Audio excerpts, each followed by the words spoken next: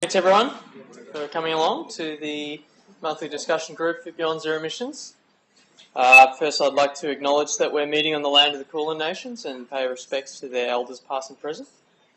I'd like to thank the Melbourne Energy Institute for the use of this room, this venue, their partner in the Zero Carbon Australia project. I'm Trent Hawkins. I'm the project director on the buildings plan, and Tim's been a great contributor in that project, and hopefully we'll get some of the shots of the thermal imaging in the report. So if you haven't been to one of these before, Beyond Zero Emissions is a climate change solutions think tank doing research and education about decarbonising Australia's economy. We obviously do the Zero Carbon Australia project, running campaigns such as the Repower Port Augusta campaign, different talks and various media work, etc. These events held every month, so on the first Monday of every month, and it's an opportunity to come and hear about the latest in alternatives to fossil fuel industry and climate change solutions. And we're also live streaming this event, more or less. So hopefully we've got a few people online. So tonight, we've got Tim Forcey, who's one of the contributors to the Beyond Zero Emissions, Zero Carbon Australia Stationary Energy Plan.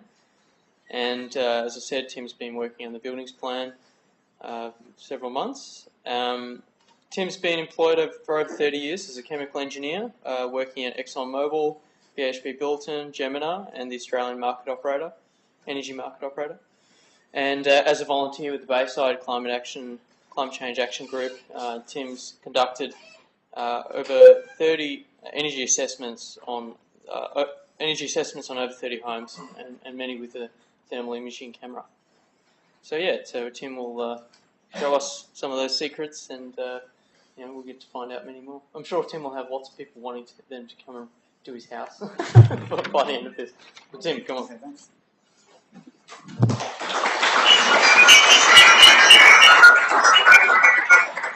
Thanks, Trent, for that introduction. And for some of you who came a little earlier, we were demonstrating the camera. But I'll just put that there out of the way for now. Thanks for everyone for coming along tonight. Normally, I'm in the audience for these events. I've been coming along since the first Beyond Zero discussion group back in 2008. And my time as a volunteer with BZE over the last 6 years has been very rewarding, so I'd recommend it. We've done good things, and I've enjoyed working with some wonderful people. Tonight, I would especially like to recognize co-founder of BZE, Matthew Wright, who, along with the people he and others attracted to work with BZE, built this group into a leading source of climate change solutions, information, and inspiration. So thanks to what Matthew's done. But tonight, it is my turn behind the microphone. And I don't know how many of you were at last month's discussion group to hear David Spratt. In the past, David and I occasionally presented together back when I was involved with Al Gore's climate change presentation program. David would talk about the problems of climate change, and I would talk about the solutions. So we're still doing that, I guess, except separated by a month.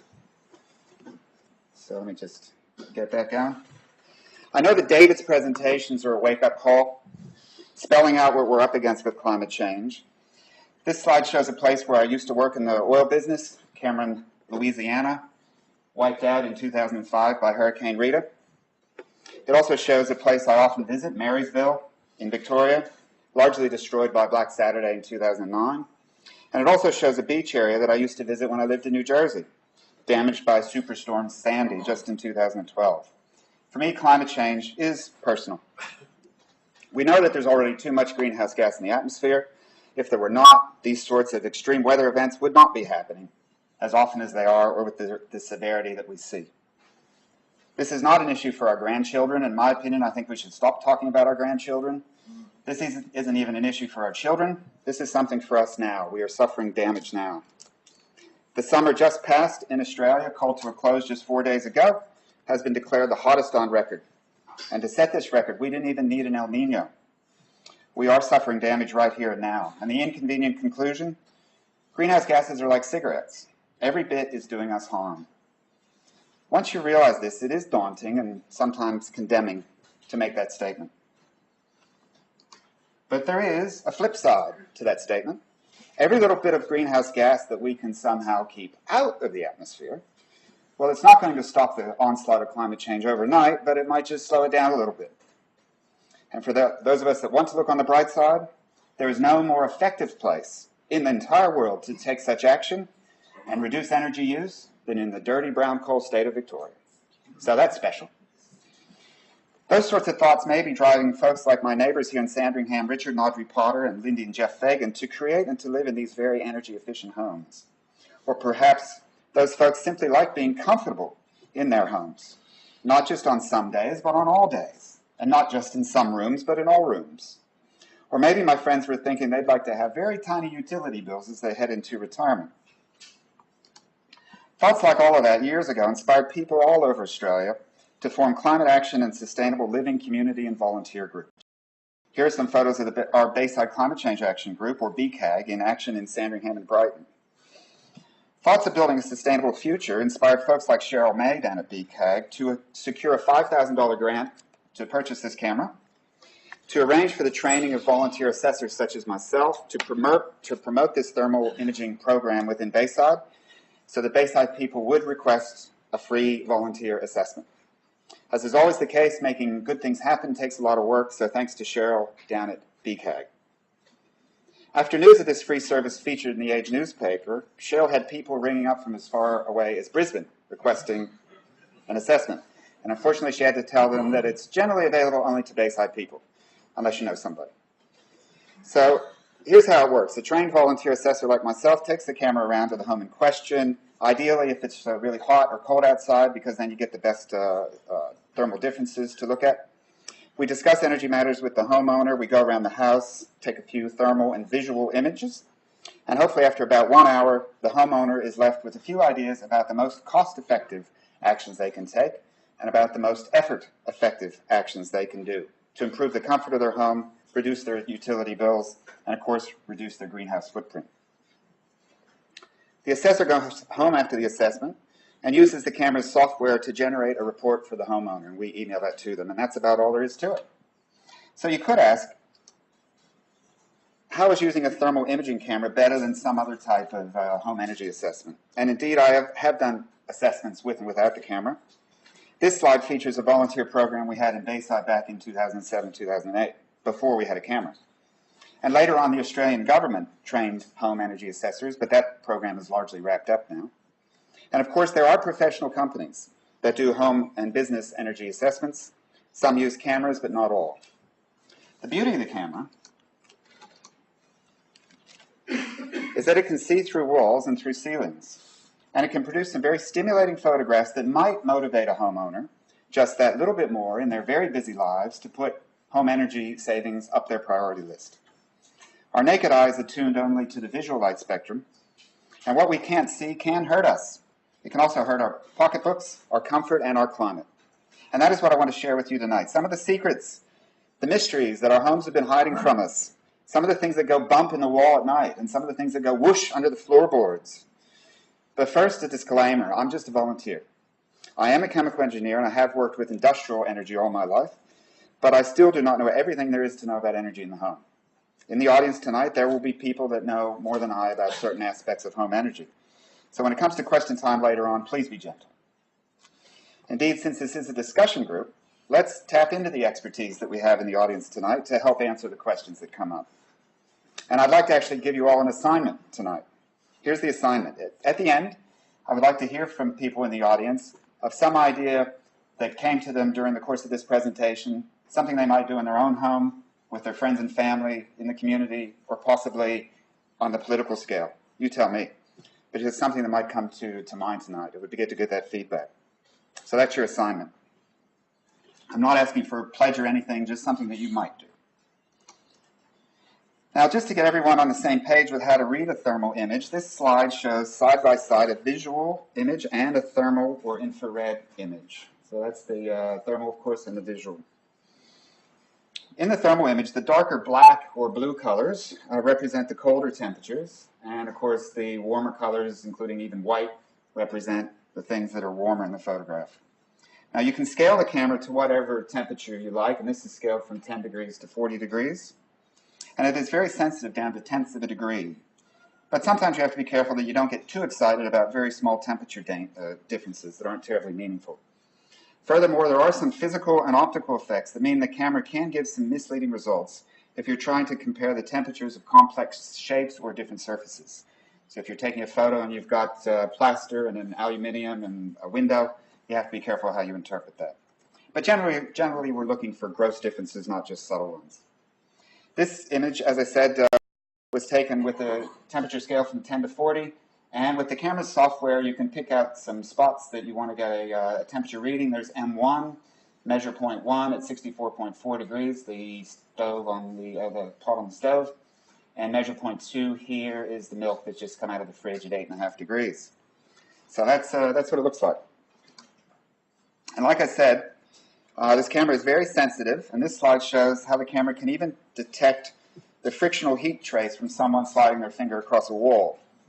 The friction heats up the wall only briefly, and if you're quick enough with the camera, you can get a picture of even that. Now, when you go to do a volunteer assessment, the first thing that homeowners want to tell you about is how poor their circulation is. And you can see that here. Here, this client's fingers are reading 21 degrees, whereas her neck is at 35. This girl's toes measure only 22 degrees. And here we can learn about the camera's software and its profiling capabilities. So you put a line across like this, marked P, and you can see how at this end of that line, there's an ankle here that's a bit warmer, up at about 30 degrees, going down to the floor, and the cold toes at about 22 degrees, and then back up again to 36 or so at that point. So that's a profile, and you'll see those tonight. I won't explain them all, but if you like what those look like, you can learn a few extra messages. And another thing that people like to do when you go around for a thermal assessment is to take off their shirts. And here we can see a warm torso at about 32 degrees. I don't know why they like to do that. But I think that's enough practice using the camera. Let's get down to serious business. But safety first. About 24 years ago in the industry is when I first encountered these thermal imaging cameras, and they were being used to detect faults in electrical equipment. And on the next slide, we can see just that. What do we have here is a overloaded electrical lead coming out of the wall with the plug there reading 61 degrees. Now, I need to stress that this is not normal. This, of course, would be warm to the touch, and electrical leads are not necessarily meant to be warm to the touch, so that indicates a problem. And that's the one and only time I've ever seen that. We don't promise to the homeowner we're going to do a safety assessment, but this is the sort of thing you might see. And also this page I've copied here just shows you the tail end of the report that we generate. So once you've done the assessment, you can download the images, do some analysis, make some comments, and record some potential actions for the homeowner. And here in this home, it was to plaster up wall vents, look at using snakes on floors and doors to reduce drafts, and actually some more serious draft proofing at the front door, and also to reduce this load on this power board. So those are some of the suggestions you put down. Quite often the homeowner will tell you ideas they wanted to do anyway, so you make sure you write those there. On the subject of hot electrical equipment, here's some more. And although I can't say that this is a safety hazard, because this house is not yet actually burned down, this is definitely not best practice. And of course, what it is, it's the halogen downlight transformer that the electrician has put just on the plasterboard.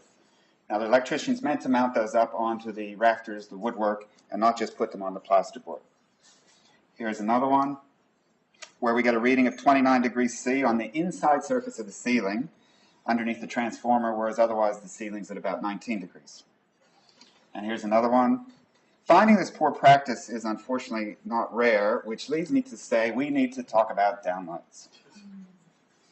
Apologies as I now go on a rant against downlights, especially the halogens. Halogen downlights must be the #1 energy scourge of the Australian home. BZE, in our research for the buildings plan, which Trent presented back in September if you were here on that night, and it's on the website, we're finding that you could eliminate the need for a Hazelwood-sized power station if every homeowner and landlord went out and got rid of their downlights. Australia must have more downlights installed per household than anywhere else in the world, and it's a fad that's been running for 20 years. Unfortunately, halogen downlights are extremely energy inefficient, converting more than 95% of the electricity that they use into heat. not into light. And that's heat not only from the transformer that we already saw, but also just the heat of the light bulb, which you'd know run to hundreds of degrees. Because halogens are so hot, they are a fire safety hazard. And because of this, the electricians need to keep ceiling insulation well away from them, unless they happen to be properly fitted with downlight covers like you see here, but nobody ever does that, or hardly anyone does that.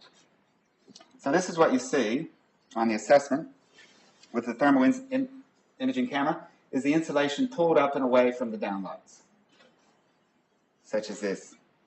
This is a wintertime photo, and we see that around the downlight, the ceiling is as cold as 17 degrees, whereas with the insulation, about 20 and a half.